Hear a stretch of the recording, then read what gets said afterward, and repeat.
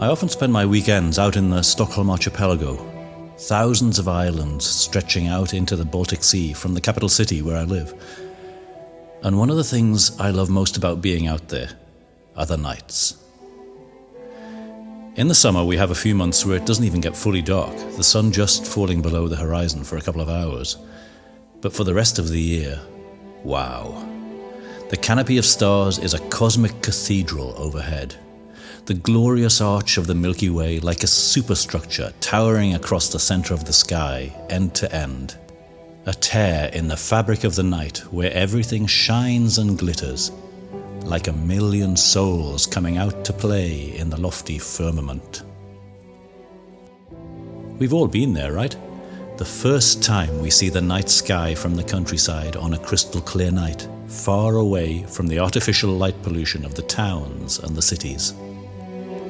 And however many times I've borne witness to this cosmic painting, it still manages to elicit a sense of awe. Ever since I was a little boy, I've been obsessed by the universe. The incredible distances, the empty space stretching between stars and between galaxies. The strangeness of things like quasars, neutron stars, and black holes. And the imaginative potential we unleash when we try to imagine what an alien world capable of supporting intelligent life forms would actually look like. As I got older, I, by way of Star Wars of course, got introduced to science fiction and other planetary civilizations. They began to fascinate me. Would intelligent beings evolve in humanoid form? In that case, would they be very similar or just vaguely like us? Or would alien life be so truly alien that we couldn't even grasp it at all? I think of the film Arrival for a taste of this extreme alien hypothesis. What would a civilization several thousands of years more advanced than us look like, technologically and even spiritually? Or, as is even more likely, a society millions of years more advanced than us? Would they be bound by time-space and the laws of physics as we understand them at all? And when I look up at that great arch, the thought inevitably comes. Are advanced civilizations already here, visiting us now? 1,000,001 ideas, cultural, scientific, even conspiratorial, exist around this. But the deeper you dig, the more compelling and paradoxical the arguments inevitably become. If they aren't already here, hiding in plain sight, are they out there searching for signs of life just like we are? The Fermi paradox, pondered for decades, asks a haunting question. If the universe should be full of life, then where is everyone? One common idea these days is dark forest theory, which is so powerfully conveyed in Cixin Liu's mind-blowing three-body problem series of books. The idea states that when civilizations become sufficiently advanced to be aware of the other civilizations in their cosmic neighborhood, they deliberately go quiet and stop trying to broadcast their presence.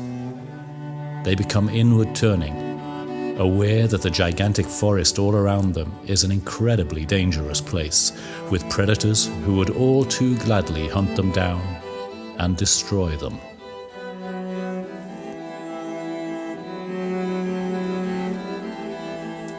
I'm not sure which is scarier. The fact that we could be utterly and completely alone in the cosmos, or the fact that there could be civilizations everywhere who know it's smarter to remain silent. Are we making a monumental error sending signals out into space in the naive faith that if they are picked up, it'll be by benevolent beings? Are values such as compassion and love, higher spiritual faculties, universal and omnipresent when consciousness in the universe gets to a certain level? And would they be essential components in the longevity of any advanced civilization, the lack of which would make civilizational fall inevitable? And would this make any spacefaring societies naturally good-natured?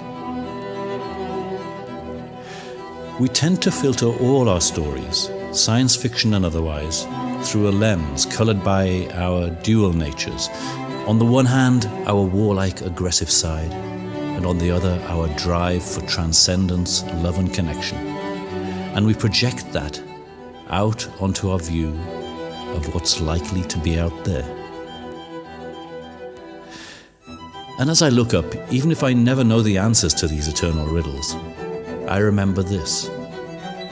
The elements that make up my body, every atom, every molecule, were forged in exploding stars long before our small yellow sun and this fragile blue planet even existed.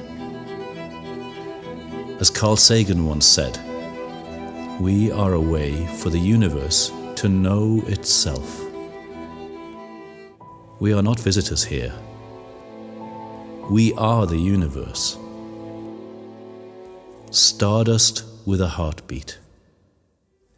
Eyes in the darkness, gazing into our own infinite reflection.